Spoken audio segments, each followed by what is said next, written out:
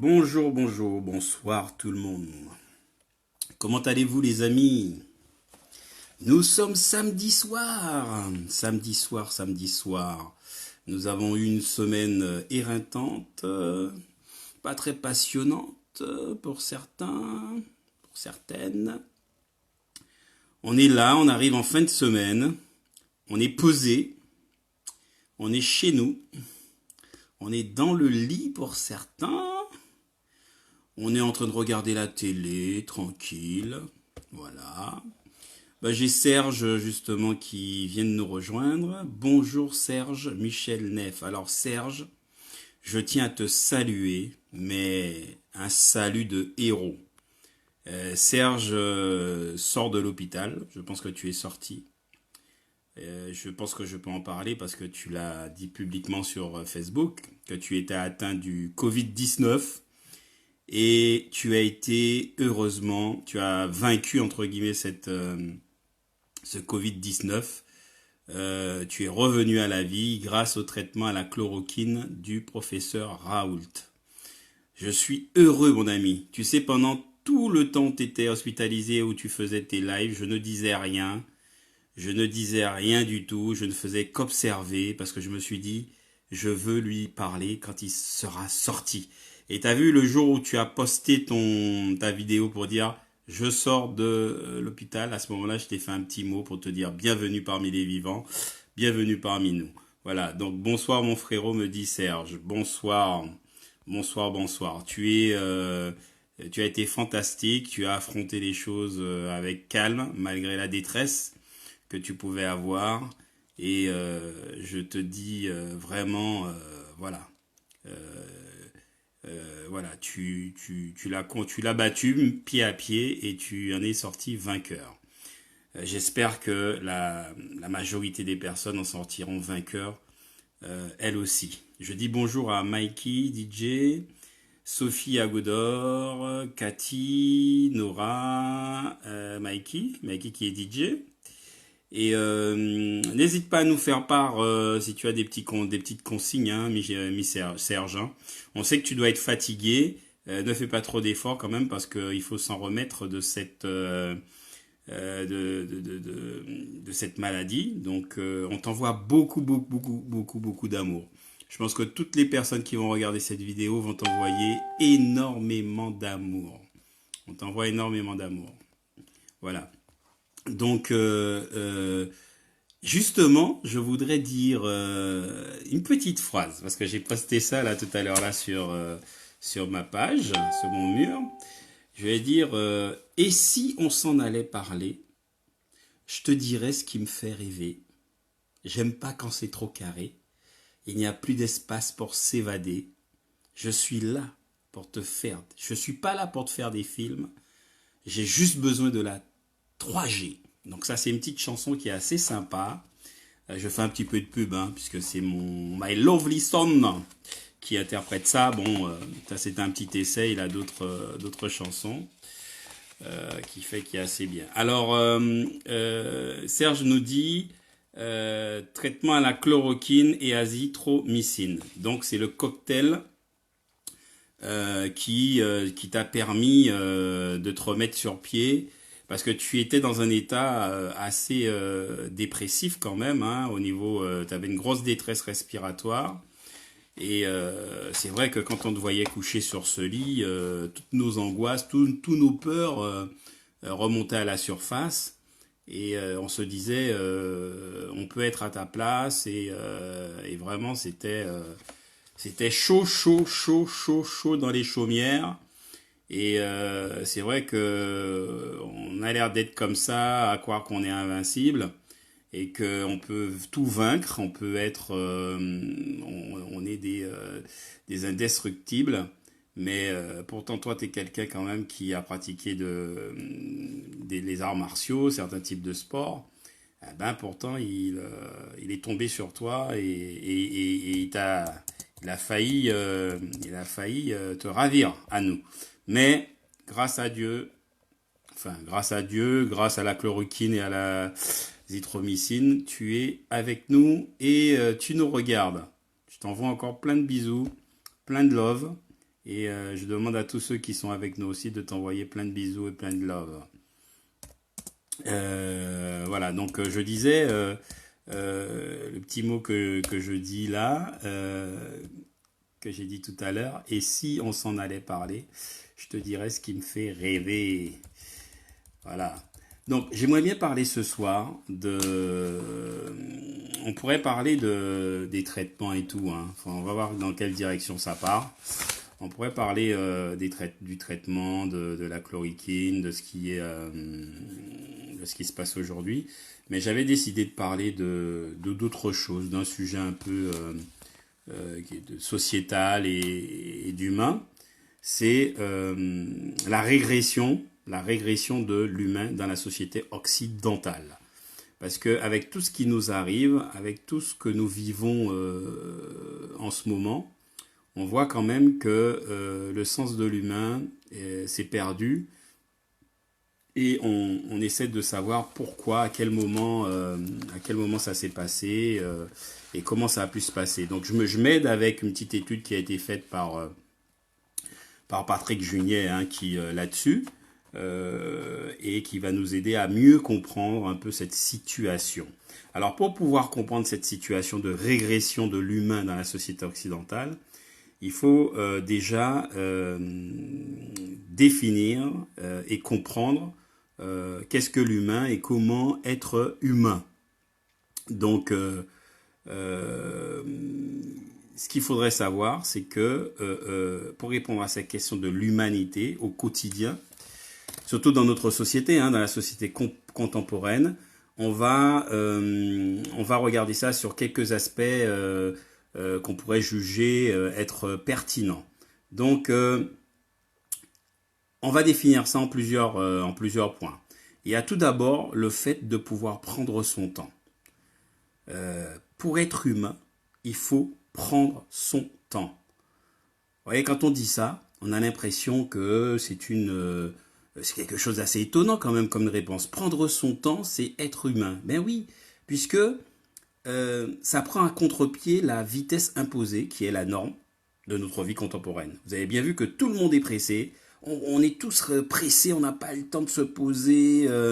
Voilà, donc prendre son temps, c'est être humain. C'est l'une des premières réponses parce que justement, ça prend à contre-pied la vitesse imposée qui est la norme de notre vie contemporaine. Tu vois ? Et ça s'oppose à la modernité productiviste et pressée. Justement, c'est dans ce monde-là que nous vivons et qui ne nous laisse pas le temps. Donc, prendre son temps, ça permet quoi? Ça permet d'agir consciencieusement, de faire bien ce que l'on a à faire, d'être civique, d'être civil, de pouvoir accueillir les autres, de mieux accueillir les autres. Et quand on est humain, c'est non seulement le fait d'avoir du temps, mais surtout avoir du temps libéré de toute forme de passion et d'agitation. Donc, ce temps-là, qui va nous permettre d'être humains, nous servira à penser calmement, en étant exempté des nécessités vitales. Parce que vous savez, si on court à droite, à gauche, justement, c'est parce que on est en quête du nécessaire vital. On a des avidités pulsionnelles, il y a des conflits sociaux, et tout ça va permettre justement à notre pensée d'être libérée de l'opinion générale, et ça va nous distancier des idéologies, parce que vous savez que dans ce monde-là, on est vraiment influencé par des idéologies diverses et variées, qui ne sont pas forcément les meilleures. Et on pourrait aussi avoir une pensée un peu plus philosophique. C'est ça qui est intéressant dans le fait de pouvoir prendre son temps. Alors je regarde, il y a d'autres personnes qui sont arrivées entre-temps. Alors Serge nous dit, ah oui, on revient toujours au traitement à la chloroquine et à l'azithromycine, uniquement pour les infections bénignes et moyennes. Effectivement, puisque le professeur Raoult avait dit qu'il fallait soigner les gens dès le départ, et ne pas attendre que l'infection soit installée et que ça ait déjà envahi le système immunitaire, et surtout les poumons, quoi. Donc, Serge nous dit encore qu'il faut sortir avec des lunettes. Sortez avec des lunettes.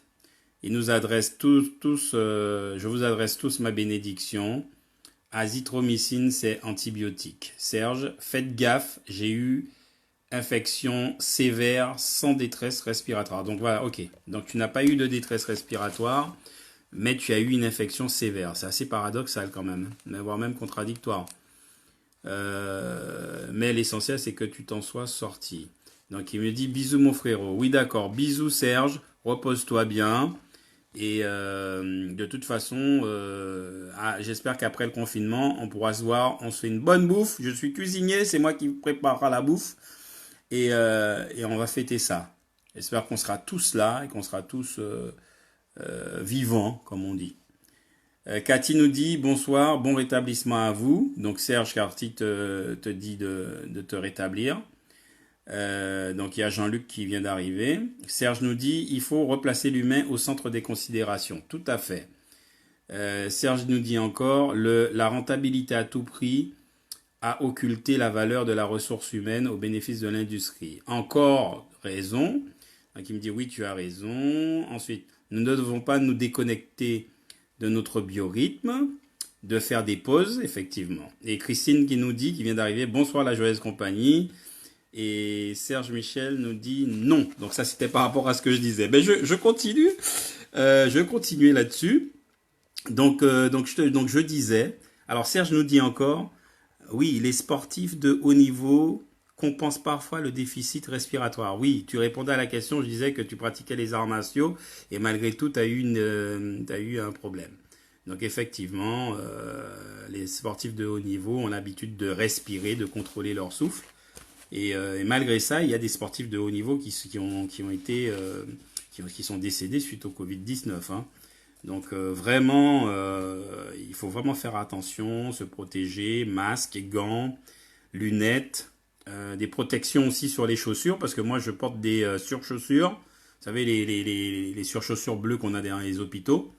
Donc ça, moi je porte ça aussi parce que quand on sort à l'extérieur, on a tendance à marcher, enfin on marche au sol, hein. Donc les gens peuvent avoir craché, il peut y avoir plein de bactéries, plein de virus, plein de merde quoi, par terre. Donc il faut effectivement se protéger. Il faut effectivement se protéger. Donc notre petit sujet sur la régression de l'humain dans la société occidentale. Donc on en était où? Donc on disait qu'il fallait prendre son temps. Prendre son temps, c'est ne pas être pressé, aller moins vite que ce qu'on est dans la société contemporaine, où la vitesse, elle a toute vitesse pour faire les choses, tout ça, donc on ne prend pas du temps, on va trop vite. Donc là, à contrario, il faut prendre son temps. Il faut prendre son temps pour agir consciencieusement, pour accueillir les autres. Et ça donne une possibilité d'attention et de sérieux vis-à-vis de soi et des autres. Et ça permet aussi d'être libéré des passions et des agitations. Voilà. Donc, il y a aussi le fait que ce sont tout simplement des moments qui nous permettent de penser relativement librement et sereinement. Quand on prend son temps, on a la possibilité justement de porter des réflexions sur la vie, quoi, sur la vie et d'être libre et serein dans notre façon de poser les choses et de voir les choses. Donc Serge nous dit chaussures à mettre sur un sac plastique en entrant. On parle de deux choses à la fois, mais on est multitâche, il n'y a pas de problème. Donc je vous rappelle que Serge Michel Neff avait été atteint du Covid-19. Il a passé une quinzaine de jours à l'hôpital. Il en est sorti. Donc, il nous donne des conseils. Il nous parle de son expérience. Et on est très content qu'il soit parmi nous, qu'il puisse pouvoir participer à notre discussion. On lui envoie plein de bisous encore, qu'il se rétablisse. Vraiment, c'est super. Donc, il nous dit que les chaussures, quand on rentre chez soi, on met les chaussures sur du plastique. Sur un sac plastique en entrant et on le nettoie, on le désinfecte pour pas contaminer toute la maison avec. Donc Serge nous dit encore, L'humain a été occulté par les enjeux financiers, tout à fait. Bonsoir Carole qui arrive. Serge nous dit encore réflexion sur les choses essentielles, tout à fait. Surtout dans les moments auxquels on vit, ces moments-là qu'on vit finalement, c'est là qu'on doit prendre le temps de réfléchir sur les choses essentielles. Justement, il faut penser prudemment. Être humain, c'est penser prudemment. Donc, c'est-à-dire qu'il faut qu'on soit dans une pensée simpliste, limitée, accrochée à des aspects partiels. Et il ne faut pas justement que ce soit cela. Parce que il ne faudrait pas qu'on puisse nuire involontairement aux autres à cause de ce type de pensée. Donc, il faut vraiment être prudent dans sa façon de penser. Ne pas avoir de jugement rapide. Il faut peut-être avoir plutôt un jugement ou qui soit plus complexe, qui soit rempli d'incertitude, parce que l'incertitude permet justement de ne pas être dans le scepticisme, et ça permet d'être dans la prudence, ne pas être dans les affirmations, et ne pas subir ensuite toutes les conduites qui en découlent. Donc c'est ça, penser prudemment. Il y a aussi le fait que la pensée individuelle et collective dépend des idées dominantes. Donc c'est ce qu'on nous dit, ça dépend des systèmes de pensée. Et c'est cette dépendance idéologique qui fait que qui est inéluctable et qui a pour conséquence que l'homme reçoit son identité, ses repères, ses concepts d'une culture donnée. C'est-à-dire que quand on vit dans une société, on est dans une culture et notre façon de penser, notre façon de réagir et d'être est souvent influencée par cette culture-là. Voilà, et surtout les idéologies qui peuvent être partisanes, qui sont très simplistes en réalité, hein. Et voilà. Et c'est ça qui peut conduire à se montrer inhumain. Donc c'est pour ça qu'il faut qu'il y ait une pensée prudente. Donc il faut penser prudemment afin de pouvoir bien ne pas blesser l'autre et d'avoir, comment dirais-je, ne pas nuire à l'autre comme à soi-même. Ensuite, il faut rester digne et respectueux. Parce que être humain, c'est aussi ça. C'est être digne et respectueux. Et quand on dit cela, c'est quelque part la sagesse populaire, la sagesse traditionnelle qui le veut, ça, d'être digne et respectueux. Vous savez que un grand nombre de personnes respectent les formes élémentaires de la civilité et ces personnes-là sont honnêtes la plupart du temps. On va dire, puisque s'ils respectent cela, ils sont forcément honnêtes. Et donc ils appliquent ce qu'on appelle le respect, la justice, la réciprocité qui sont au cœur de l'humanité. Et ça nous donne à chacun ce qu'on appelle de la dignité. Ce sont là les conditions pour que justement qu'ils puissent faire corps dans une communauté, dans une société. Ce sont les conditions pour qu'un sentiment communautaire naisse et qu'un lien social positif se construise et perdure. Je vais saluer ceux qui arrivent. Donc on a Nora Abou, on a Carole Lavril, on a Pascal Vingada Salon. Voilà.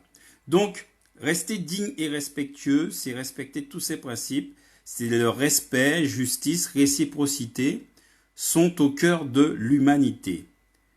Et c'est ça qui permet d'avoir une dignité pour chacun. Donc, ce sont des règles de base, hein. Ce sont des règles de base, ce qu'on appelle la loi commune, et qui fait office dans toutes les sociétés.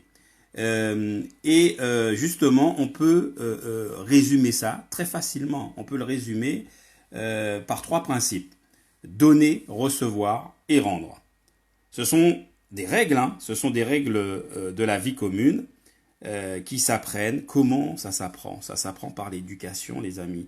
Ça s'apprend par l'éducation et dans les relations aux autres. Voilà, donc ça, rester digne et respectueux, c'est un des fondements d'être humain. Ensuite, après, il faut avoir une identité. Vous pouvez intervenir, hein, puisque là, c'est pas forcément un monologue. J'essaie de vous développer des choses, mais voilà. Donc, Serge, il est actif, hein. Connexion avec l'humanité, la femme, la cellule familiale, l'éducation, la survie, l'acte de donner et préserver la vie. Quand une idéologie soustrait à l'humanité, elle constitue une doctrine contraignante et donc un plébiscite de l'abus. En effet, comment peut-on soustraire à l'humain? Très très bien. Ça c'est formidable. Serge suit très très bien et comprend très très bien là où on va en venir, hein, et ce sont des règles fondamentales de l'humain. Tout ce que tu dis là, je partage et j'acquiesce ce que tu dis. En plus, tu rajoutes, chacun existe pour l'autre et au travers de l'autre. Bien oui, quand je regarde l'autre, c'est un autre moi-même. Donc, et je veux qu'on me regarde. Donc, si on veut que l'on me regarde, il faut que je puisse regarder l'autre comme je me regarderais moi-même, ou comme je voudrais que l'on me regarde. Serge me dit que le sujet est bien, mais je te remercie. Alors, on va continuer. Être humain, c'est aussi avoir une identité. Et il faut pas simplement avoir une identité individuelle, il faut aussi avoir une identité collective. Donc être humain, c'est avoir une identité individuelle et collective. Il faut aussi avoir une identité, ce qu'on appelle l'identité psychologique. Cette identité-là permet de savoir que l'on existe en tant qu'individu. Donc, la prise de conscience de qui l'on est passe par cette identité psychologique qui permet de savoir que l'on existe en tant qu'individu. Alors, elle va se manifester comment? Alors, Serge me dit, explique-moi, vivre par l'autre et à travers l'autre. Oui, vivre par... Donc ça, c'est l'altruisme, Serge. C'est-à-dire que vivre par l'autre et à travers l'autre, c'est en réalité vivre soi-même. C'est-à-dire que la meilleure façon la meilleure façon de se comporter vis-à-vis de l'autre, c'est de se coller ce principe à soi-même. Si l'on veut être bien, on ne peut que vouloir que l'autre soit bien. C'est ça le principe de se dire que quand je regarde l'autre, c'est un autre moi-même. C'est un autre moi-même. Donc, tout ce que je voudrais de bien pour moi, je ne peux que le vouloir pour l'autre, puisque c'est un autre moi-même. C'est plus que de l'empathie, c'est pratiquement de, comment on dirait ça, c'est le transfert carrément, c'est carrément un transfert, une forme d'ubiquité. C'est une forme d'ubiquité. L'ubiquité, c'est être à deux endroits en même temps, au même endroit. Donc, comme on peut pas se dédoubler, l'autre, c'est soi-même. Donc, l'autre, c'est soi-même, mais avec son identité quand même. Hein. C'est simplement, on parle de tout ce qui est respect, de tout ce qui est de ce côté-là. C'est-à-dire que si on prend un truc dans la Bible qui dit « Ne fais pas à l'autre ce que tu ne voudrais pas qu'on te fasse ». Donc, si moi, je veux que l'on me trouve beau, il faut déjà que je trouve l'autre beau. Si je veux qu'on me reconnaisse des talents, il faut déjà que je reconnaisse le talent aux autres. Il ne faut pas que ce soit univoque. Il faudrait que ça soit, voilà, il faut que ça soit partagé. Il faut qu'il y ait un flux, un reflux. Il faut qu'il y ait des échanges. Et il faut aussi être sur des niveaux identiques. Voilà, il faut partager, respecter et prendre conscience de l'existence de l'autre. Voilà. Donc Serge nous dit empathie, sympathie. Exactement. Empathie, sympathie. Donc je disais que donc l'identité, elle se manifeste comment? Et vous savez, l'identité, on peut avoir des identités diverses et variées, et elle se manifeste par des particularités aussi. Ce qui permet à l'individu de se reconnaître, c'est surtout le fait que son identité, sa personnalité soit ancrée dans son expression même. Alors attendez, je lis. Dora nous dit « Je hais un autre ». Je hais. Alors c'est pas « je hais » à du verbe haïr, hein. C'est je du verbe être. C'est est du verbe être. Je hais un autre. Je suis moi et l'autre à la fois. J'existe si je considère l'autre autant que moi, même empathie, respect, amour, admiration. Donc tu vois, Nora rejoint Serge sur l'empathie, la sympathie. Voilà, c'est très bien, c'est exactement ça. Je hais un autre. C'est-à-dire, je suis moi et tous les autres en même temps. Mais être soi et tous les autres en même temps ne veut pas dire que l'on est unique, qu'il y a une forme d'unicité, parce que être unique, c'est être tout seul. Et il faut des singularités, il faut des particularités, il faut des individualités pour mettre dans le pot commun. Mais simplement, c'est qu'au-delà de tout cela, il y a ce qu'on appelle le respect, et comme on dit, et ce respect, cette dignité que l'on doit à soi-même et à l'autre, fait que l'identité humaine, avoir cette identité-là, constitue le fait d'être humain. Serge nous dit, l'identité est unique et multiple à la fois. Bien évidemment. Donc, il y a aussi l'identité sociale, Serge, hein, et tous ceux qui nous regardent. Lily Martel vient de nous rejoindre. Il y a l'identité sociale qui, elle, vient de la culture, parce qu'on a parlé de différents types d'identité. Il y a l'identité sociale qui vient de la culture, de l'histoire, des traditions, du langage, dont le partage, est un support de la sociabilité. C'est-à-dire que être humain, c'est avoir une individualité ancrée dans le collectif, dans la communauté. Et à ce moment-là, se créent ainsi les conditions nécessaires au partage et à l'échange avec les autres. Alors Serge nous dit, je suis une individualité propre, je suis lien avec la communauté humaine, je suis au travers de l'autre. C'est-à-dire que ce que tu dis, Serge, là, je le comprends très bien.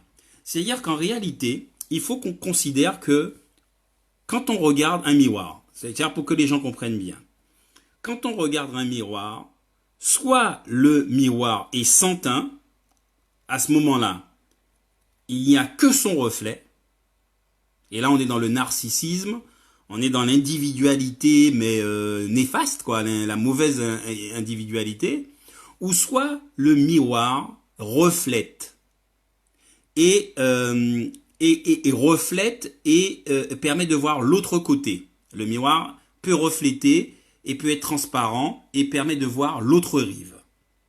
Et à ce moment-là, qu'est-ce qu'on voit dans l'autre rive? On voit un autre soi-même. C'est-à-dire un miroir qui projette.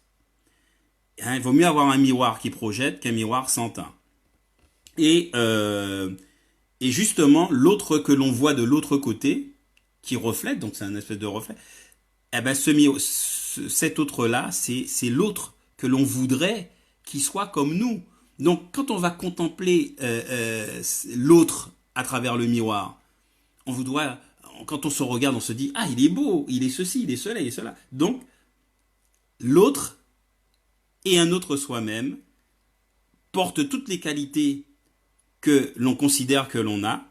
On considère que lui aussi les possède, parce qu'on n'est pas dans des jugements a priori. On n'est pas dans des jugements a priori. Alors j'ai Eric Marsol qui regarde. Bienvenue Eric Marsol. Guadeloupe, le Rhum Saint-Séverin, je crois. Voilà. Donc je fais mes amitiés.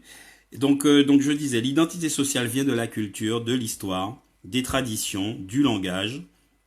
Et ils sont le support justement de la sociabilité. Donc être humain, c'est avoir une individualité ancrée dans le collectif et dans la communauté. Et c'est ainsi que se créent des échanges et des partages avec les autres. La culture à l'origine de l'identité sociale peut être formée par les traditions de son village, les mœurs de son pays, mais aussi par une culture universaliste ouverte. C'est sur la base d'une identité partagée que la sociabilité humaine se crée. Donc vous comprenez bien que c'est sur la base d'une identité partagée que la sociabilité humaine se crée. Donc si l'identité est circonscrite à soi-même, si l'identité est unique et qu'elle n'est pas partagée, elle ne peut pas construire, elle ne peut pas faire corps. Et elle ne peut pas construire une société et parce qu'elle n'est pas partagée, quoi. Et c'est là que justement la sociabilité humaine se crée, c'est dans le partage. Ensuite, être humain, c'est aussi partager et avoir de l'empathie. Donc on revient à ce que tu disais, Serge. Voilà, donc tu m'avais devancé un petit peu sur l'empathie. Donc être humain, c'est avoir de l'empathie, c'est partager avec les autres. Alors on nous dit que l'homme équilibré se soucie facilement et spontanément de l'autre. Il est plutôt empathique et sympathique. Donc voilà, donc il compatit aux souffrances, partage les joies, il échange. Il y a une résonance des effets sur en miroir. Donc c'est ce que je vous disais tout à l'heure. Donc il y a un effet miroir et donc il y a un effet, une espèce de résonance des effets en miroir, des identités partagées entre les humains. Donc le fait d'être dans une forme spontanée d'expression aboutit à une présence aux autres. Et ça nous donne un style, et ça donne du style à notre manière d'être et à notre manière de d'être dans la société, d'appréhender les autres. Donc la vie, la société, la vie en société, tout ça, ça s'anime autour de cette présence-là. Donc on peut y avoir justement dans ce contexte-là, on peut parler d'autonomie. On peut parler d'autonomie, on peut parler ah voilà, c'est un langage assez compliqué. On peut parler d'hétéronomie qui viendrait en contradiction avec l'autonomie. Et justement, quand on n'est pas dans cette présence-là, dans ce concept-là, on est dans l'hétéronomie et on est dans une vie aliénée, étrangère à elle-même.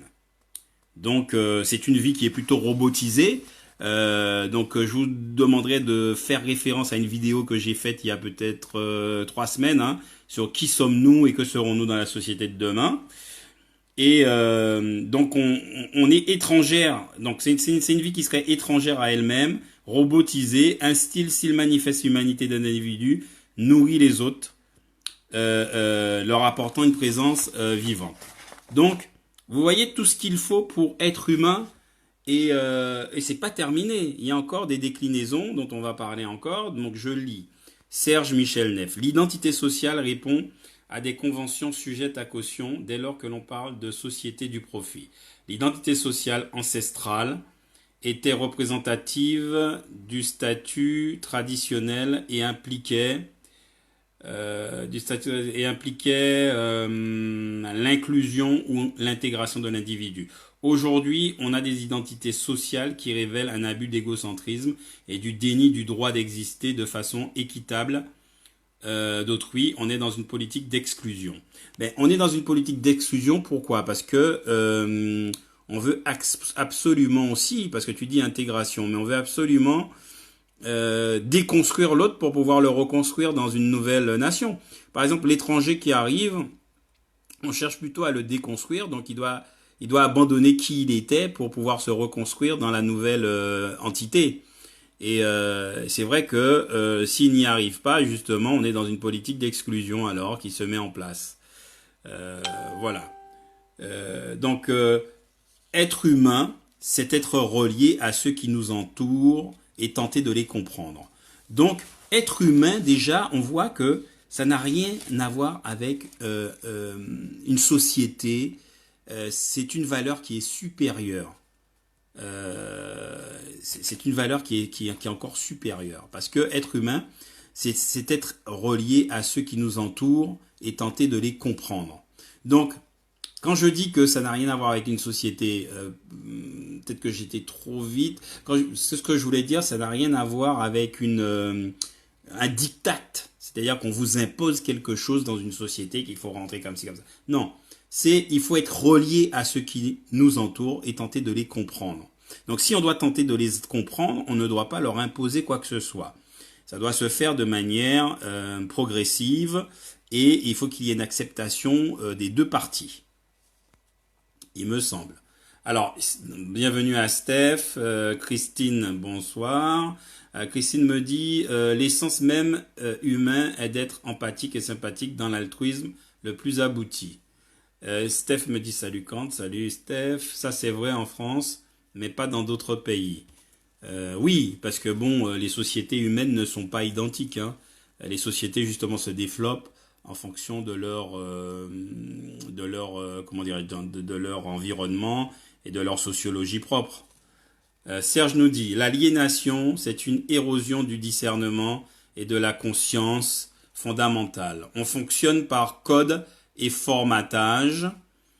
On occulte, on occulte à l'individu la réalité de son existence. On est dans le conditionnement. Effectivement, puisque pour faire partie d'une société, il faut se conformer à la société. Donc, qui dit se conformer? Donc, être formé, être formaté et être au format. Donc, répondre à des principes, à des codes de cette société-là. Donc, qu'est-ce qu'on fait? Est-ce qu'on garde sa propre identité ou est-ce qu'on dissout son identité dans la masse? C'est ça la question aussi. Parce que justement, être humain, c'est également transmettre ce que l'on connaît, ce que l'on aime, partager son savoir.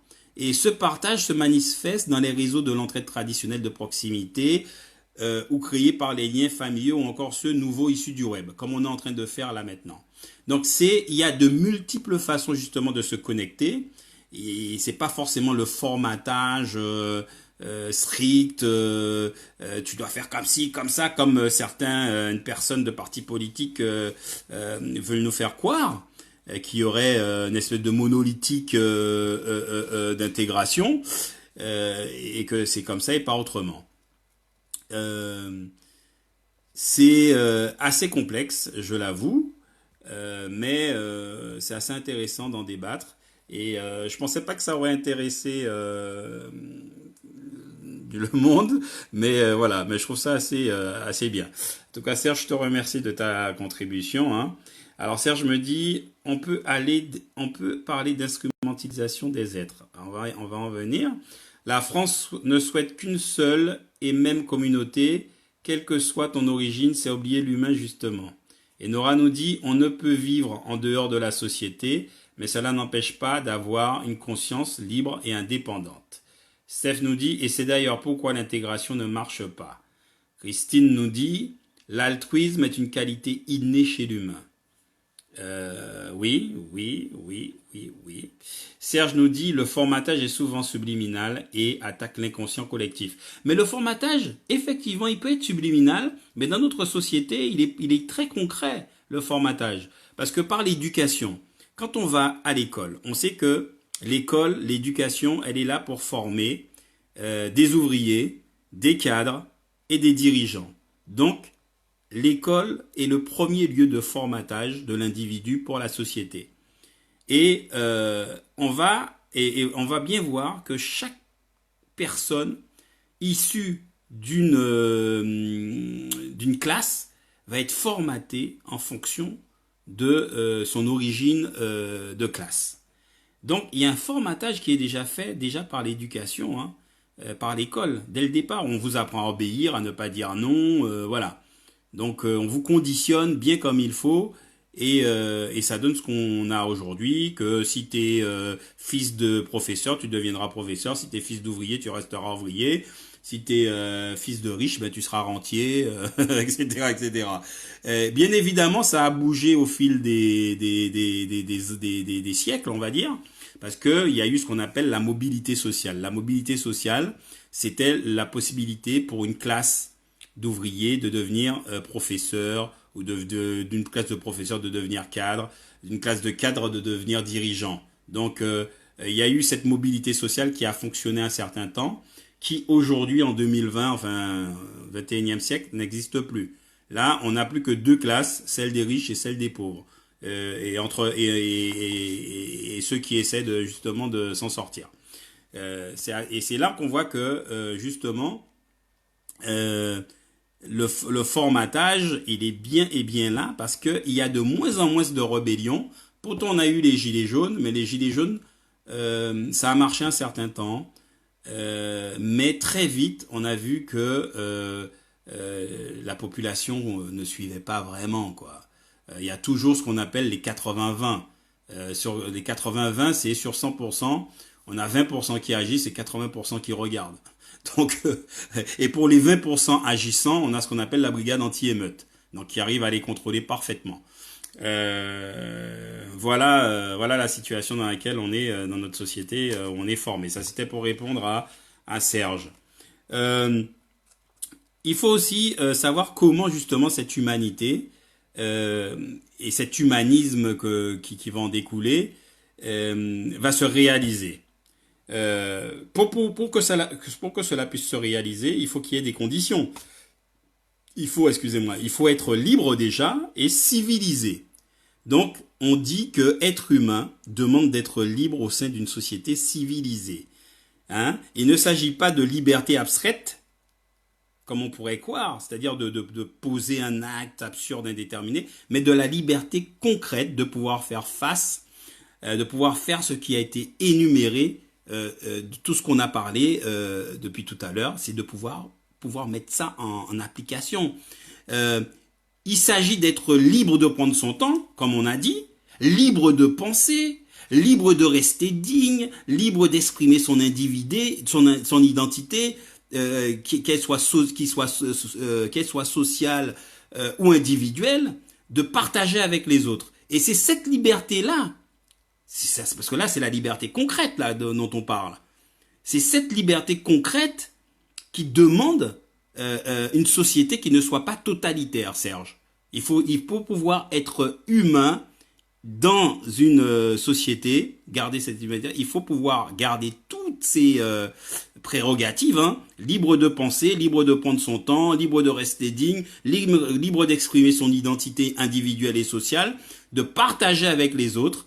Et cette liberté concrète demande une société qui ne soit pas totalitaire, mais aussi des conditions de vie décentes. Donc rien qu'en les énumérations que je viens de faire, on ne les a pas complètement dans la société dans laquelle où l'on vit. Et pourtant on n'est pas en Russie, on n'est pas en Corée du Nord, on n'est pas voilà. Tu vois, c'est très simple hein, ce que je viens de dire là. Est-ce qu'on a toutes ces libertés là? Est-ce qu'on a toutes ces libertés là? Alors je lis ce que vous m'écrivez. Alors Christine me dit nous sommes tous interdépendants. Le bonheur du groupe est totalement indissociable du bonheur individuel de chacun de ses membres. Serge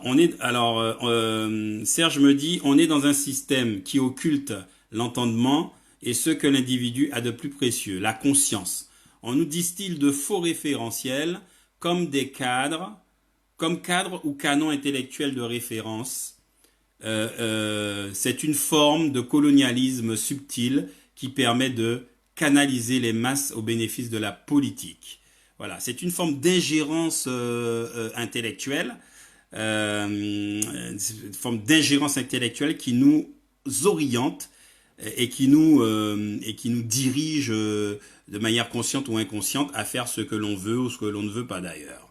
Et pour répondre à Christine qui nous dit « Nous sommes tous interdépendants, le bonheur du groupe est totalement indissociable du bonheur individuel de chacun de ses membres. » Mais on voit bien que, effectivement, mais ça veut dire aussi que c'est pas parce que le bonheur du groupe est totalement indissociable du bonheur individuel de chacun de ses membres, comme tu dis.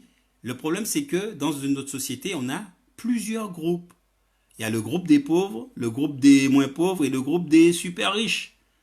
Et on est tous interdépendants. Non, on n'est pas tous interdépendants.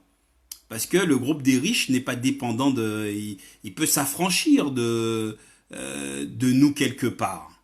Puisqu'à un certain niveau, il a mis en place un système qui lui permet de s'enrichir sans rien faire. Ça s'appelle la financiarisation. Bien évidemment, qui tire justement son alimentation du bas quand même. Mais il pourrait vivre sans nous. Il pourrait vivre sans nous. Mais bon, dans l'absolu, peut-être, dans l'absolu, il pourrait vivre sans nous. Marcus Johnson vient d'arriver. Bonsoir. Alors, Serge nous dit, la liberté est inhérente à la capacité d'être conscient. Oui, quand on est conscient, car conditionné, où est la liberté? Quand on est inconscient, car conditionné, où est la liberté? Mais le problème, Serge, c'est que il y a beaucoup de gens qui sont conscients, mais qui justement acceptent en toute conscience l'esclavage, l'aliénation, de subir cette aliénation-là. Parce que il y a des... Dave me dit salut Kant, salut Misk. Il y a des... comment dirais-je? Il y a des conditions... il y a des conditions, il y a des choses non négociables, des fois. Il y a des choses non négociables. Il y a des choses qui s'imposent à vous et il y a cette espèce de choix cornélien, c'est-à-dire vivre libre ou mourir. Donc c'est le choix d'Elgrès justement avec ses 300 soldats dans le fort. Vivre libre ou mourir, ben, Delguez a eu sa pleine conscience et il a préféré mourir. Mais est-ce que dans notre société aujourd'hui, même les gens qui sont conscients accepteraient de crever, de mourir? Non, ils vont préférer prendre la thune, ils vont préférer agir. Parce que ne me dis pas que tous les mecs qui sont au gouvernement, là, quand même, c'est peut-être des petits enfoirés pour certains, mais il y en a qui ont une conscience. Mais ils ont une conscience, ils se mordent le chapeau, ils mangent même leur chapeau. Et ils font des choses ils en peuvent plus en privé, quoi. Mais ils le font. Et pourtant, ils sont pas inconscients, les gars. Ils sont en pleine conscience, ils ont toutes leurs facultés mentales et voilà, et ils savent très bien ce qu'ils font. Et beaucoup regrettent par la suite, hein, parce qu'il y en a plein qui écrivent des bouquins, ils se repentent et tout, et blablabla, et blablabla. Il y en a même qui se suicident. C'est pour te dire jusqu'où va cette espèce de conscience, blessée, à mort d'ailleurs. Et voilà. Serge me dit, tu parles d'incitation. Oui, il y a l'incitation, mais l'incitation ne peut prendre que s'il y a un terreau favorable. Parce que, excuse-moi, tu peux être avec une femme, elle peut t'exciter et que t'arrives pas elle peut t'exciter autant qu'elle veut et pourtant excuse-moi de dire trivialement, mais tu bandes pas, hein. Donc l'incitation oui, mais il faut qu'il y ait un terreau favorable. Ben, ça peut être pareil pour un mec aussi, hein, pour une femme, hein. Parce que je veux pas, il faut, voilà. Bon, j'ai pris quelque chose d'exagéré exprès, hein. J'ai été dans l'extrême pour essayer d'expliquer quelque chose de simple. J'aurais pas dû d'ailleurs, mais voilà. Bonsoir, Léa. On disait que pour pouvoir que ça se réalise, cette espèce d'humanité et d'humanisme, il fallait être dans une société libre et il fallait être libre soi-même. Nora me dit certes. Ok, bon, je vais 7 fois la langue dans la bouche avant de parler. Il faut être libre. Déjà, libre et dans une société civilisée. Donc, je reprends, donc libre de penser, libre de rester digne, libre de prendre son temps, libre d'exprimer son identité individuelle et sociale afin de pouvoir partager avec les autres. Et il faut surtout ne pas être dans une société qui ne soit pas totalitaire. Voilà. Et surtout avoir une vie décente, des conditions de vie décentes. Voilà. On dit que le processus de civilisation consiste en une modification de la sensibilité et du comportement humain dans un sens bien déterminé. Alors, il faudra bien comprendre.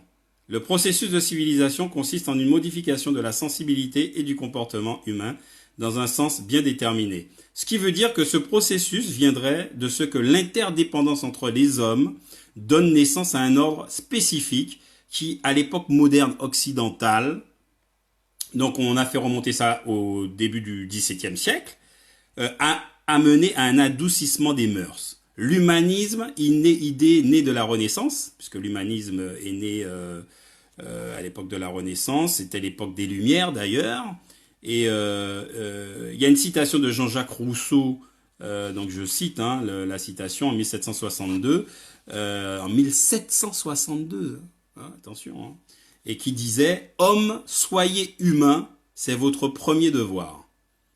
Voilà. Jean-Jacques Rousseau, homme soyez humain, c'est votre premier devoir. Bon, je me demande si eux-mêmes se l'appliquaient. ça c'est encore une autre histoire. Alors Elisabeth Martin est arrivée. Bonsoir. Marie-Claude Nalmanti, bonsoir. Voilà, donc on parle de la régression de l'humain dans la société occidentale.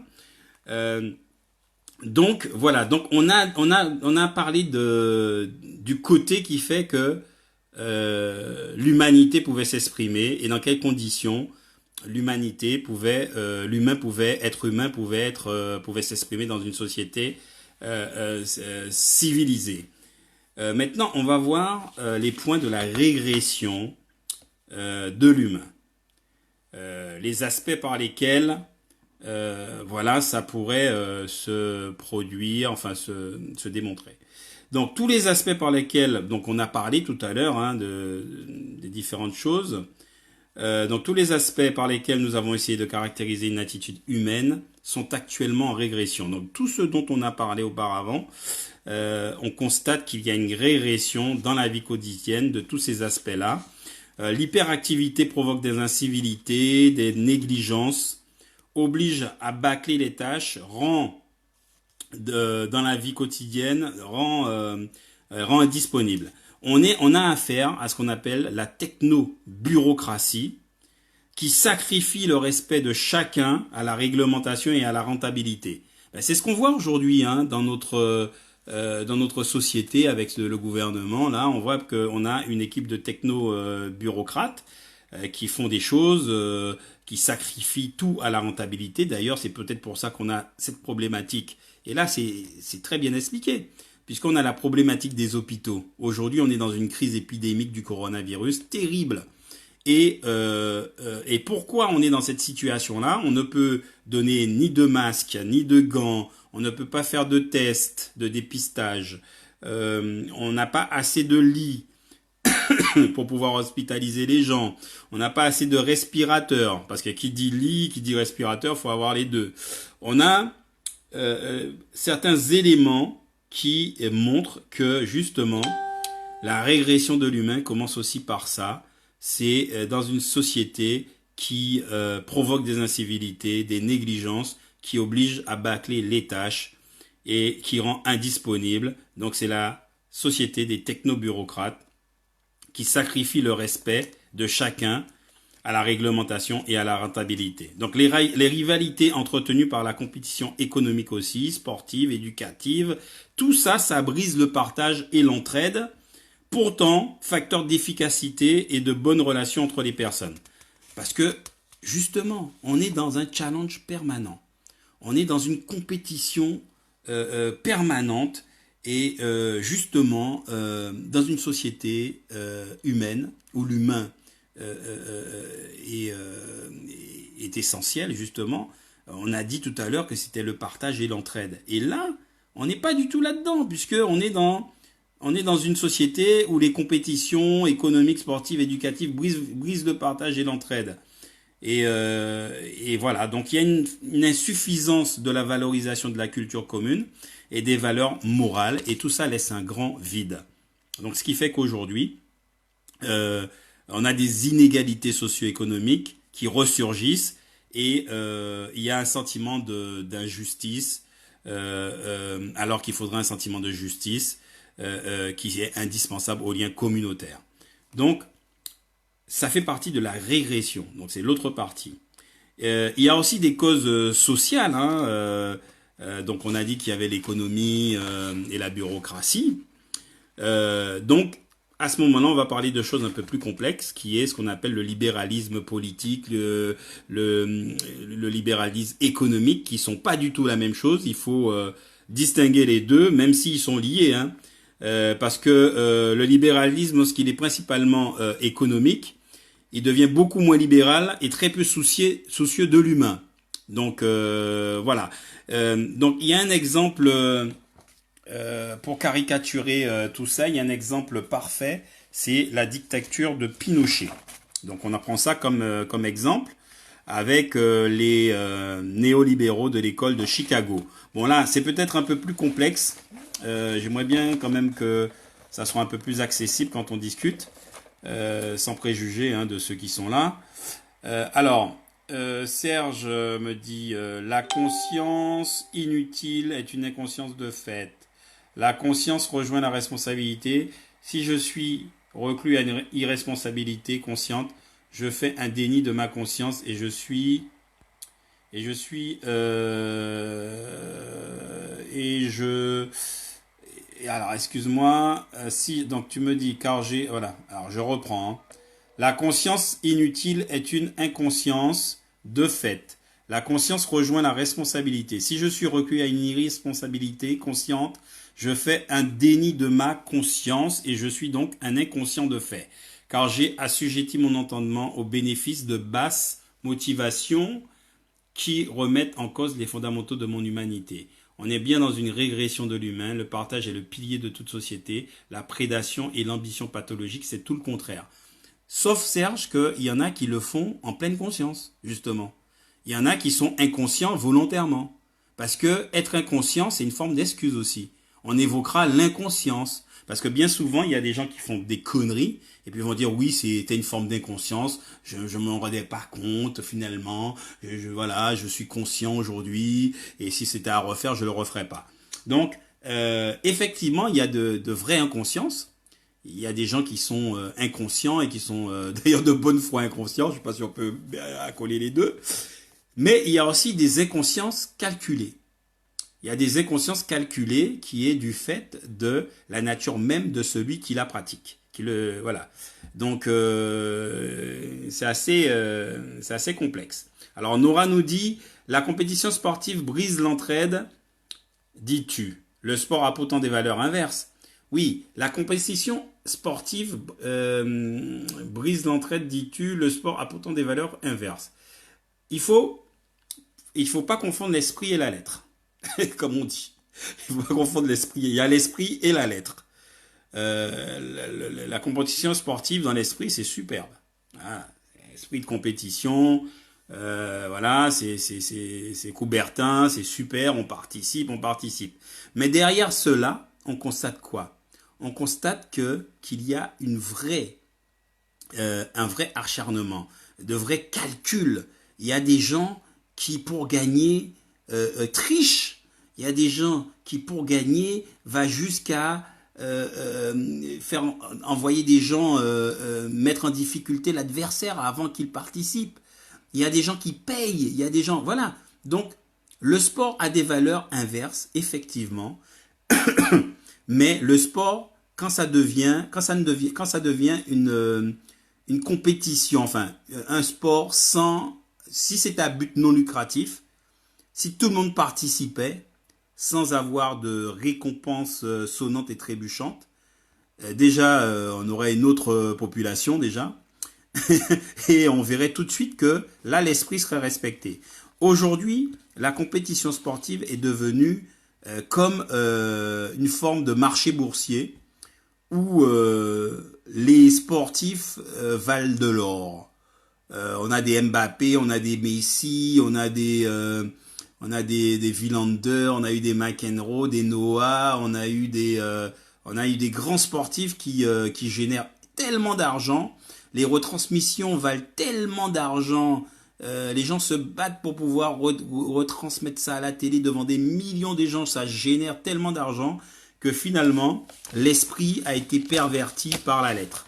Exactement ça, l'esprit sportif est perverti. Aujourd'hui, on ne peut pas parler de sport. Le sport, c'est un terme galvaudé aujourd'hui. Hein. Le sport, voilà, on dit c'est sportif parce que voilà, on a gardé le terme. Mais aujourd'hui, ce sont des compétitions pratiquement à mort des fois entre certaines équipes. Alors, et Janine nous dit, Janine, bienvenue. Cathy, bonjour, c'est ton cousin. Oui, d'accord.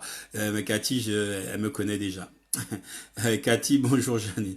Alors Serge nous dit, nous parlons exactement de la même chose. Ben, je suis bien heureux que l'on soit d'accord, Serge. Inconscience, arrangeance. Donc il me dit, tu as raison. Christine me dit, inconscience calculée est une pure fourberie. Ah oui, mais c'est ça. Donc Serge me dit, la pathologie de la triche n'élève pas l'esprit, c'est bas. On est dans la spéculation et aucunement dans une démarche transcendantale. Mais tu sais que cet esprit de fourberie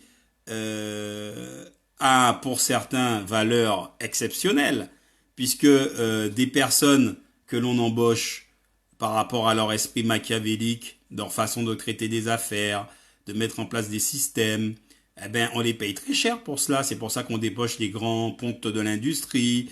C'est pour ça aussi qu'on prend de grands généraux pour faire les guerres. L'esprit humain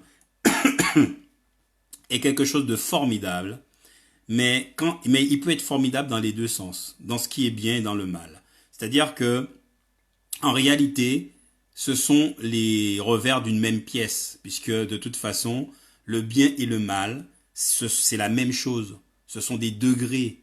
C'est juste un curseur que l'amour exacerbé devient la haine. Le bien exacerbé devient le mal. Et il faut qu'il y ait un équilibre. Et c'est l'équilibre qui devient amour ou bien. Tu vois? Donc voilà quoi. Donc Serge me dit la méritocratie au bénéfice des vendus. Ouais. Et encore la méritocratie, c'est une définition qui est très subjective.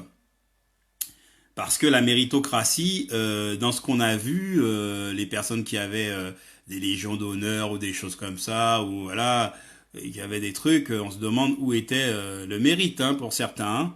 Donc on est dans une société justement où il y a une régression de l'humain, hein, c'est le sujet, et où les vraies valeurs ne sont pas là. Déjà, si on avait une société avec des valeurs humaines, on ne serait pas dans cette espèce de change économique permanente. Je me rappelle à une époque, pourtant je suis pas si vieux que ça, même si j'ai des petits cheveux gris, poivrés, sel, je suis pas si vieux que ça hein, quand même. Hein. Bon, j'ai la moitié d'un siècle. Je me rappelle. Alors, Serge me dit, si, puisqu'on récompense ceux qui se sont bien fourvoyés. Ah oui, dans ce sens-là, oui, la merdocratie alors. Effectivement, Serge. Je me rappelle à une époque, tu allais chez un médecin, ta mère, elle avait pas d'argent, elle t'emmenait voir le médecin disait, mais c'est pas grave, vous allez payer après. Oui, Serge, je suis pas très vieux, mais bon. Voilà, mais de toute façon, la vieillesse n'est qu'une promesse. C'est une promesse qu'on n'attend pas avec impatience. C'est la seule promesse qu'on ne veut pas qu'elle se réalise. C'est la vieillesse parce que la vieillesse annonce la mort.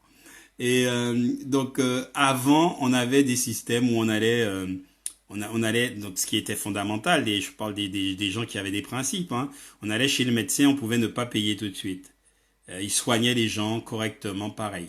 Aujourd'hui, tu vas pas aller chez le médecin si t'as pas d'argent. Hein. Le serment d'Hippocrate, excuse-moi, j'ai fait un lapsus, le serment d'Hippocrate ne fonctionne plus. C'est le serment d'Hippocrate. Hein, attention, hein, parce que voilà, et on parle ça dépend quelle société, parce que société française occidentale, bon, on peut encore s'en sortir, mais les sociétés anglo-saxonnes, si t'as pas d'argent, bah tu crèves sur les marches de l'hôpital, hein. Ça y a pas de souci, hein.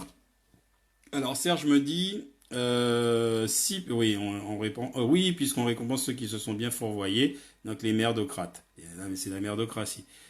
Arrête, t'es pas vieux. On ne vieillit pas, on se bonifie. T'as pas de thune, tu crèves grave. Exactement. Donc voilà. Donc on dit que la vie ne vaut rien parce qu'on disait que la vie n'a pas de prix. La vie n'a tellement pas de prix qu'elle ne vaut même pas un copec parce que tu peux mourir devant un hôpital. En ce moment, tu as des gens qui sont à l'hôpital. Qui ont 70 ans, 80 ans, 79 ans, mais qui ont peut-être 2-3 années de plus à vivre.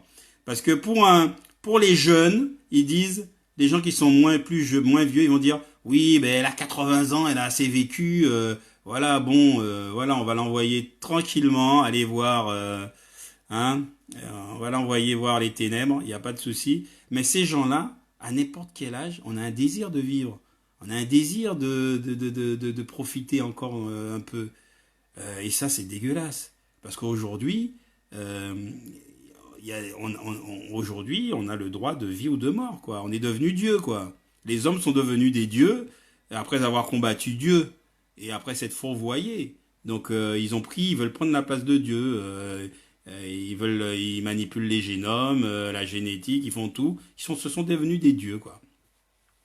Donc Christine nous dit l'homme oublie qu'il est un esprit de lumière qui aspirante une vie humaine. Bon, j'aime bien ta phrase, c'est une belle phrase, mais c'est vrai que de toute façon, on est lumière puisqu'on est énergie. Et l'énergie est composée de lumière, je pense, toute forme énergétique. Donc sur ce principe-là, je suis d'accord avec toi. Donc, on était sur le fait que justement l'économisme et la bureaucratie. Et Serge dit d'accord avec toi, Christine. Bah tu vois, Christine, voilà, c'est comme ça qu'on crée des liens entre les personnes. Voilà. Serge et toi, vous entendez sur certaines choses, c'est très bien. Donc on était aussi sur donc le libéralisme. Hein. Donc le libéralisme, autant, donc on a parlé de Pinochet, ses acolytes, hein, ses acolytes, pas ses acolytes, hein, ses acolytes du temps de l'école de Chicago.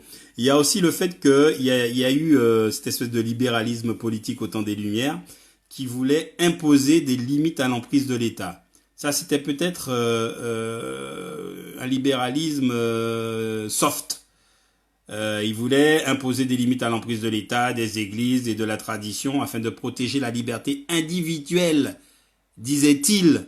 Mais finalement, cette liberté individuelle qu'il voulait défendre, on s'est rendu très vite compte que, en fin de compte, il voulait limiter l'action de l'État, de l'Église, tout ça. C'était un fait pour dissocier les individus de leur propre liberté, de leur propre pouvoir d'action, puisque l'État c'est nous, l'État c'est nous, et en réalité l'Église était là pour faire le ciment, parce que l'Église quand même, on peut dire tout ce qu'on veut sur l'Église, mais l'Église quand même véhiculait des valeurs d'harmonie, bien que au nom de l'Église on a commis plein de crimes, mais quand même fondamentalement l'Église véhicule des valeurs quand même qui faisaient que les gens se tenaient tranquilles à un certain moment. Il y a des valeurs qui étaient respectées.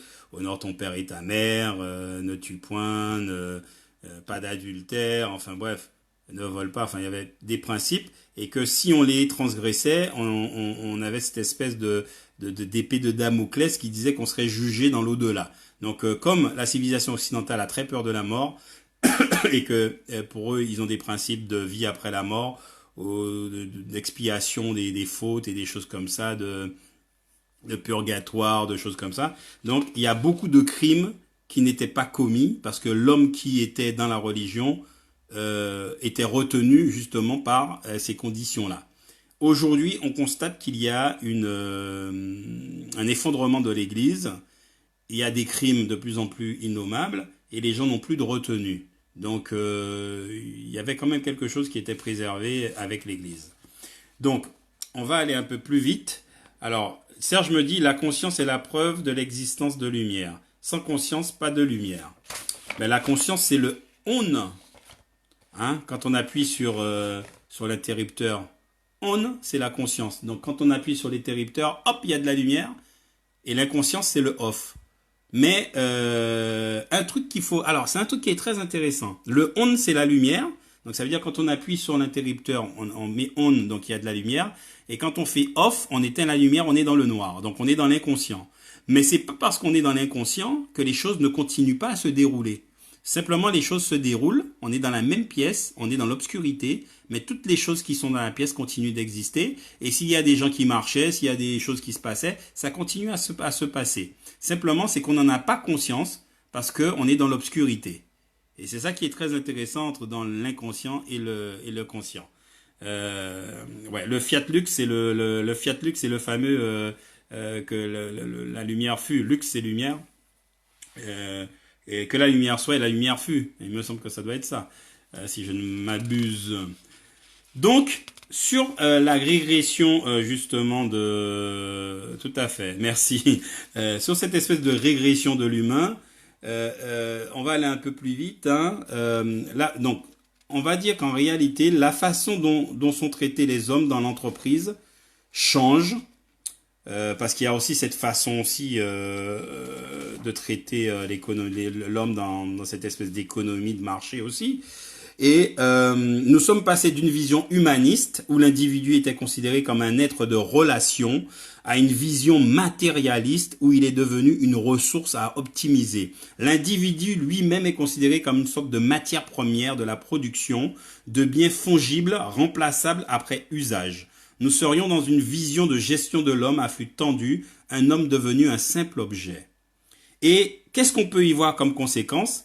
C'est la conséquence d'une mutation globale et planétaire qui encourage le quantitatif, le mesurable, le rapide, le matériel, l'immédiatement efficace, le simple, le visible, le consommable, le rentable, qui apparaissent justement dans tous les champs où l'humanité déploie ses activités. Et ça, c'est exactement ce que nous vivons. Aujourd'hui, nous avons des ouvriers Kleenex. Des ouvriers Kleenex. Et avec les dernières modifications de la loi, par l'équipe que l'on a aujourd'hui, on a des ouvriers Kleenex qu'on peut pressurer à fond, après on va les jeter. Ça veut dire que maintenant, aujourd'hui, hop, on a besoin de travailler, tu feras 70 heures. Tu travailles 7 jours sur 7. Tu veux partir en vacances? Ah ben non, c'est moi qui choisis quand tu pars en vacances. En réalité, il y a une faillite de l'humanisme dans la société, de l'humain dans la société, et finalement, on verra que, ça c'est mon analyse personnelle, que ça finira par une forme de déshumanisation, puisque on est parti sur la robotisation à outrance des systèmes. On n'aura plus de caissières, on aura des robots, des caisses robots. On n'aura plus, tu sais déjà quand tu vas faire ton plein d'essence, tu mets ta carte hein, et c'est en automatique. On n'aura plus de policiers qui nous contrôlent bientôt, ça sera des drones hein, qui voilà et qui va te contrôler et c'est en train de se mettre en place. Il y aura la reconnaissance faciale. L'humain, on va lui donner un permis à points, on va lui dire bon t'as déjà commis tant d'infractions, il te reste plus qu'un point pour vivre. Si t'as plus de points sur ton permis de vie, tu seras éliminé mon ami. On finira par une société comme ça. Cette espèce de déshumanisation, cette espèce de globalisation, cette espèce de mondialisation de l'humain et de le rendre un peu comme du papier Kleenex jetable, corvéable à merci et remplaçable à merci. Donc Christine nous dit, la morale et les valeurs chrétiennes se sont perdues grâce à toutes ces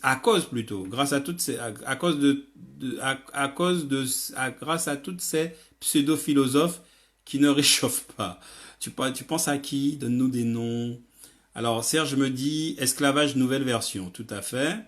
Alors, Christine nous dit, avec cette déshumanisation de l'humain qui nous conduira dans le mur. Ben oui, le post-humain, certains en rêvent déjà. Mais le post-humain, tu sais qu'est-ce que c'est? Ça s'appelle la transhumance. La transhumanisation. Alors, la transhumanisation, c'est assez intéressant, ce que tu dis. Ça permettra d'en parler. Le transhumanisme, alors, je lis quand même ce que Serge nous dit. L'IA, donc c'est l'intelligence artificielle, dominera l'humanité au bénéfice d'une oligarchie dominante. Bien sûr, puisque aujourd'hui, ils ont tellement progressé au niveau de la numérisation, de la digitalisation, au niveau des programmes robotiques et puis du mimétisme du vivant, qu'aujourd'hui, le robot peut remplacer l'être humain dans tous les corps de métier, même pour être médecin. Même aujourd'hui, un médecin peut opérer, il est dans sa maison, à distance avec un ordinateur, il prend le contrôle du robot, il opère à cœur ouvert, il est à 10 000 km. Donc ça veut dire que demain, à un moment donné, on n'aura plus besoin du médecin. Le robot le fera tout seul à un moment donné. Et c'est ça c'est ça justement, cette espèce de déshumanisation et de transhumanisme. Alors le transhumanisme, qu'est-ce que c'est? C'est un mouvement social complexe qui associe le développement technologique dans l'informatique et la biotechnologie, et il l'associe à des considérations idéologiques et philosophiques. Et l'ensemble est soutenu par une poussée économique considérable. Ce mouvement prône l'usage des sciences et des techniques afin de développer les capacités humaines et de dépasser les limitations de l'homme. C'est-à-dire que le transhumanisme est en train de nous dire que on pourra améliorer l'homme, ce qu'on appelle l'homme nouveau.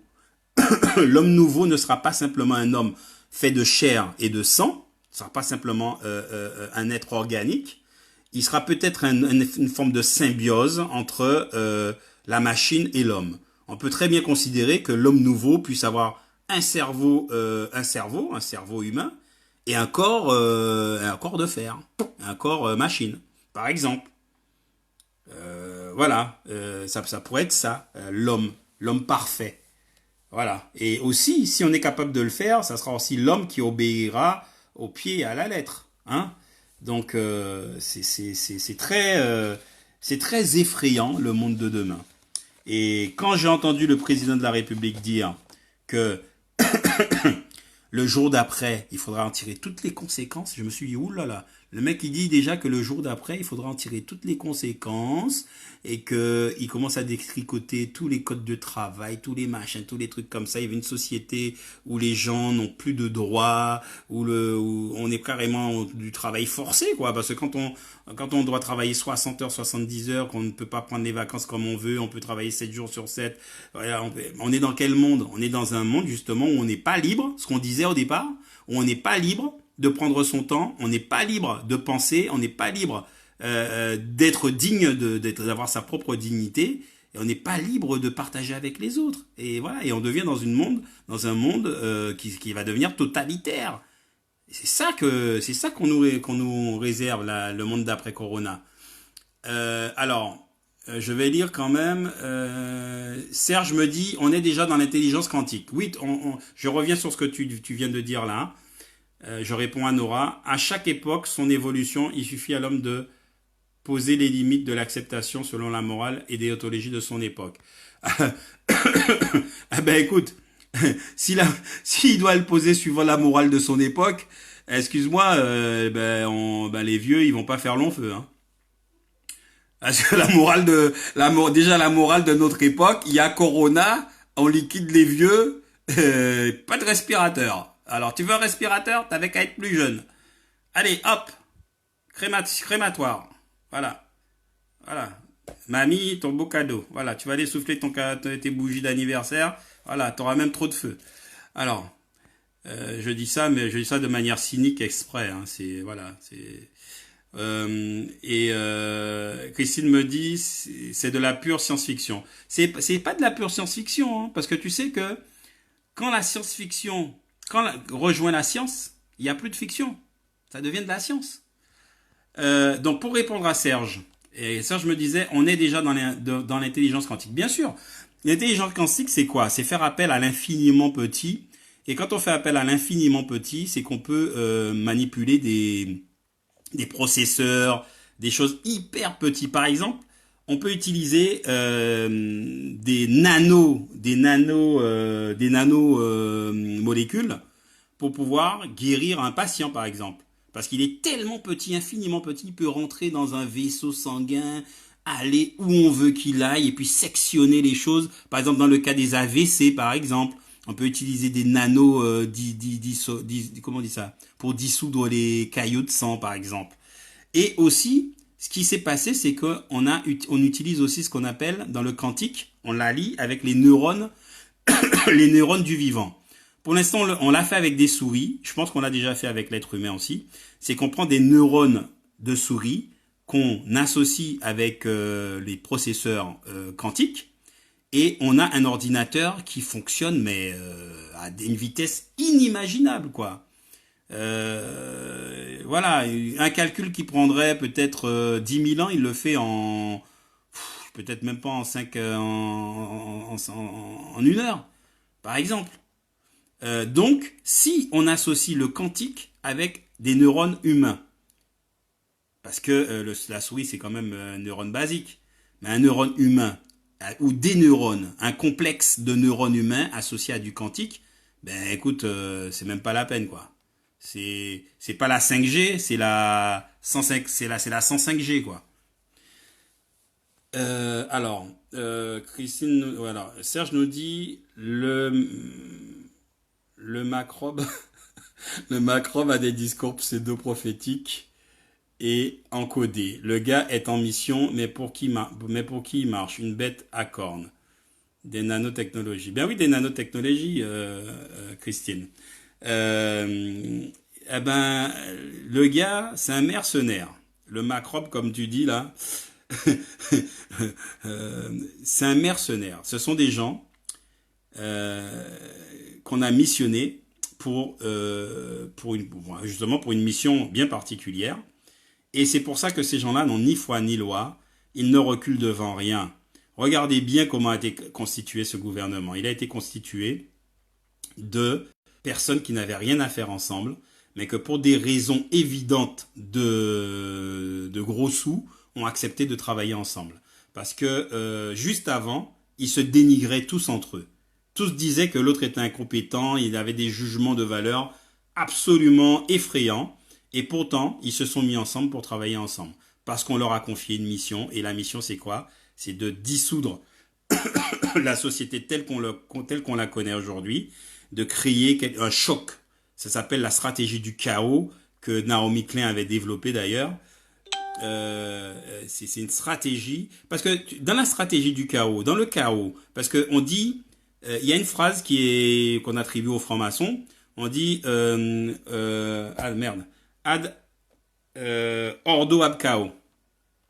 Ordo ab chaos. Ça veut dire que l'ordre naît du chaos. C'est-à-dire que pour pouvoir créer un certain ordre, donc le nouvel ordre mondial, il faut créer un chaos.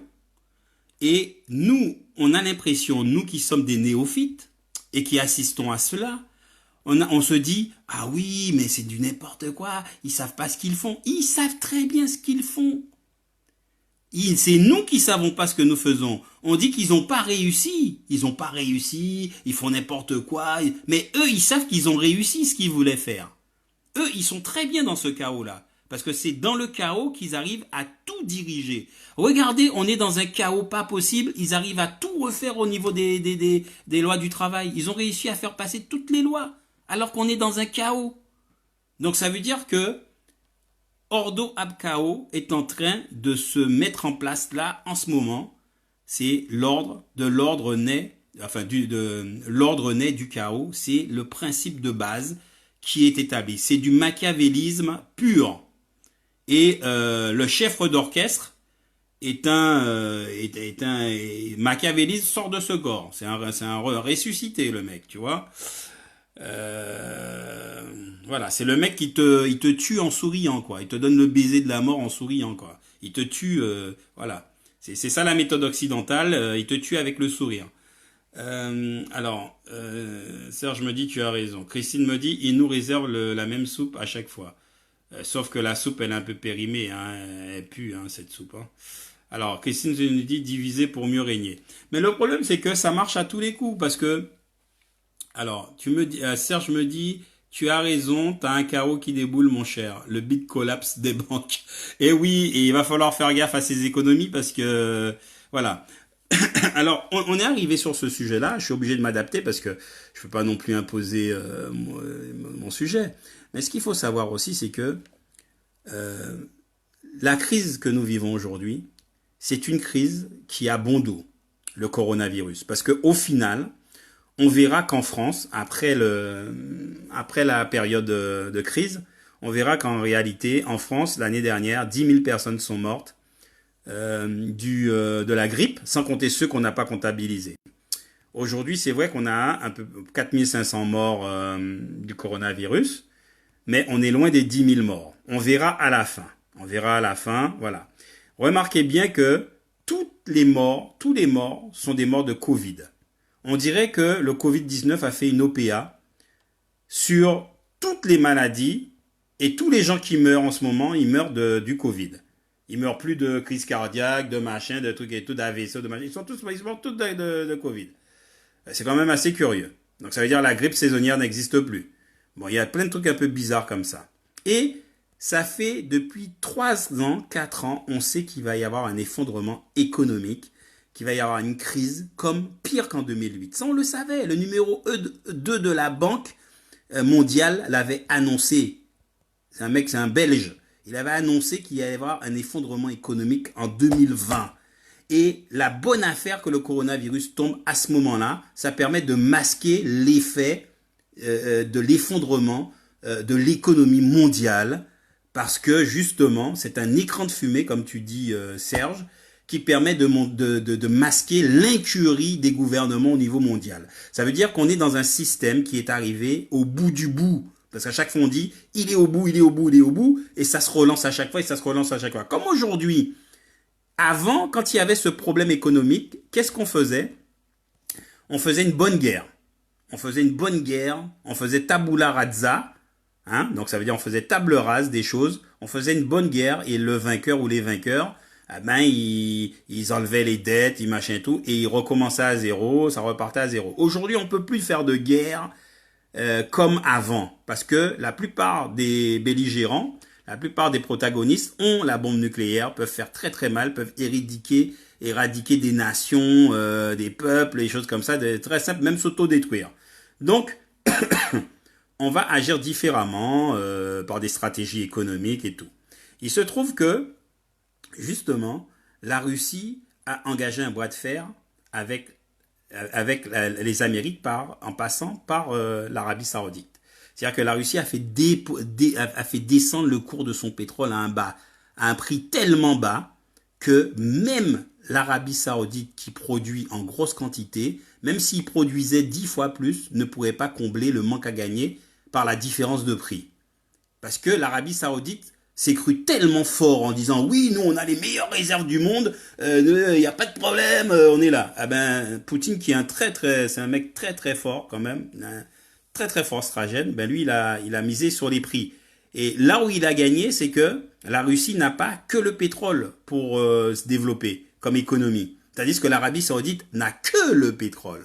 Donc ce qui veut dire que quand l'économie basée sur le pétrole de l'Arabie Saoudite est touchée au niveau des prix, eh ben ils ne peuvent rien faire. Et là, le bas blesse. Tandis que la Russie a d'autres débouchés.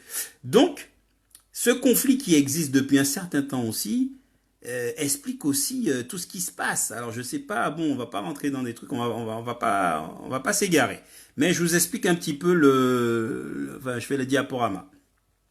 Maintenant, on sait que la crise économique allait avoir lieu parce qu'il y a un endettement énorme aux États-Unis au niveau des étudiants. Les étudiants se sont endettés. Il y a des milliards de dollars d'endettement au niveau des étudiants. Ça recommence au niveau des maisons aussi. Et l'économie américaine est à bout de souffle. Sachant que les Américains, même si c'est le premier PIB mondial, devant la Chine et de très loin, le dollar est adossé au pétrole. Et c'est pour ça qu'on appelle ça le pétrodollar. Et quand le pétrole va bien, le dollar va bien. Quand le pétrole va mal, eh ben le dollar va mal. Et les Américains ont pensé que, après avoir trouvé du schiste, c'est-à-dire que le pétrole de schiste, ils sont devenus premier producteur mondial avec le pétrole de schiste. Simplement, ils ont pensé qu'ils allaient faire la pluie et le beau temps. Le pétrole de schiste, pour pouvoir être rentable, il faut qu'il soit vendu, il faut que le cours du pétrole soit au-dessus de 43 dollars. Et aujourd'hui, il ne l'est pas. Donc, ce qui fait qu'avec tout leur pétrole de schiste, eh ben, ça leur sert à rien du tout parce qu'économiquement, c'est pas bon. Voilà, ils ne gagnent pas d'argent avec ça. Bref, bon, j'ai peut-être fait un petit peu de digression par rapport à ça, mais c'était intéressant de revenir là-dessus. Et je relis donc Serge qui me dit donc écran de fumée. C'est 2008 qui continue exactement. On masque les responsabilités. Et Serge qui me dit encore, t'inquiète, ces rats vont tout racheter pour que dalle. Bien évidemment, il faut savoir qu'il y a à peu près 1 an et demi, Rothschild a liquidé tous ses actifs sur le marché boursier américain. Donc ça veut dire que ils savaient déjà ce qui allait se passer. Donc, ils liquident ces actifs boursiers et ils attendent que ça s'effondre pour tout racheter à bas prix. Ça a toujours été comme ça que ça fonctionnait. Les délits d'initiés sans conséquence pour les judiciaires, ça existe là-bas sans problème pour ceux qui ont la thune. Alors, Christine Sussini dit effondrement des USA et de l'Europe. Il n'y aura pas d'effondrement des USA parce que ça reste quand même une économie costaud quand même sur lequel pratiquement toutes les nations sont adossées. Il faut savoir que les Américains contrôlent l'Europe à travers l'Allemagne. Il faut savoir que l'Allemagne a perdu la Seconde Guerre mondiale et en perdant la Seconde Guerre mondiale, elles ont été sous dominance américaine, qui leur a imposé pas mal de choses, dont la démilitarisation, et ils ont imposé qu'ils aient une base militaire sur le territoire américain. Ça, on voit ça que dans les pays qui ont perdu et qui sont sous protectorat, ou sous gouvernorat, comme on dit. Donc, ça veut dire que toute la bêtise qu'on nous a vendue en nous disant que l'Europe était faite pour contrer les Américains, tout ça, c'est de la littérature. Comment un pays qui est contrôlé par les États-Unis devient le fer de lance de l'économie européenne et on nous dit que l'Europe est faite pour contrer les États-Unis alors que les États-Unis sont le ferment de l'Allemagne. C'est eux qui nourrissent l'Allemagne. Ils ont fait un grand plan Marshall à l'époque pour pouvoir relancer l'économie allemande. Et les Allemands sont redevables des Américains. Voilà. Donc, il faut quand même connaître les choses, réfléchir. Et c'est pour ça que quand on est humain, il faut prendre du temps, comme je vous disais. Prendre du temps pour réfléchir sereinement sur les sujets de société, pour savoir comment ça se passe en réalité, pour pouvoir faire des recoupements, voir ce qu'on nous dit, si c'est vrai, si c'est pas vrai, prendre des informations à droite, à gauche, et puis aussi faire fonctionner son esprit aussi. On a une conscience. On a des neurones, on a ce qu'on appelle la capacité d'abstraction, l'esprit critique. Il faut qu'on puisse mettre tout ça en branle, qu'on puisse faire fonctionner tout ça. Et pour ça, il faut qu'on ait le temps, qu'on prenne le temps, c'est ça être humain. Et si on redevenait des humains, je vous assure qu'on verrait que ceux qu'on a en face de nous sont des A humains. Alors je vous rappelle que le suffixe A, c'est pour dire sans. Je ne dis pas qu'ils sont inhumains, je dis qu'ils sont sans humanité. C'est quelque chose qui est complètement différent. On a des humains face à des non-humains. Pas la même chose. Voilà. Donc, on a fait le tour, les amis. Hein. J'espère qu'on a passé un bon petit moment ensemble. Donc, ce que je voulais vous dire comme message à la fin quand même, c'est de dire que il faudrait qu'on persiste dans notre humanité, enfin dans l'humanisme. Hein. Il faut qu'on se garde loin de la barbarie qui sévit dans le reste du monde. Mais bien que l'humanisme régresse en Occident, il faut quand même lutter, que chacun de nous puissions lutter contre cette régression rampante. Il faut que aujourd'hui que l'homme soit la valeur suprême et la mesure de toute chose. Il faut vraiment que cela puisse être possible et que l'homme, à partir de sa capacité à penser, à ordonner la société et à partager avec ses semblables, puisse dans cette mesure-là rebattre les cartes. Et il faut vraiment que ça soit un enjeu de la société. Il faut que ça soit une démarche au quotidien, une lutte. Il faut vraiment que ceux qui se désagrègent soient recolmatés. Il faut qu'on se regarde de nouveau, que l'on puisse dire, puisque tu es un autre moi-même, je considère que nous pouvons faire une route ensemble. Voilà. Donc Serge, je te remercie. Je remercie tous ceux qui ont participé à ce live. Et je te dis bonne nuit aussi. Parce que tu me dis bonne nuit quand il faut, tu as raison, remettre l'humain au centre. Donc bonne nuit à toi mon frère. Bienvenue parmi nous. Et on est vraiment content que tu ailles mieux. Et puis donne-nous de tes nouvelles, hein, parce que je fais des lives régulièrement. Et puis on peut se parler aussi en privé sur Messenger. Et je te donne force et courage. Et on est avec toi en pensée à fond, à fond, à fond. Et vivement le déconfinement.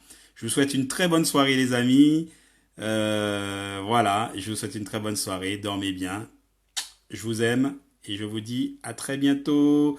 Christine, ces forces de guerre, ces fous de guerre n'ont peur de rien et ils ont tout à gagner. C'est l'Europe tout entière qui membre de l'OTAN qui est à la botte des États-Unis et qui ne sont que leur bois armé. Voilà. Ok. Ben sur ce, bonne soirée et à très très vite. À très très très vite. Je vous aime tous. À bientôt. Au revoir.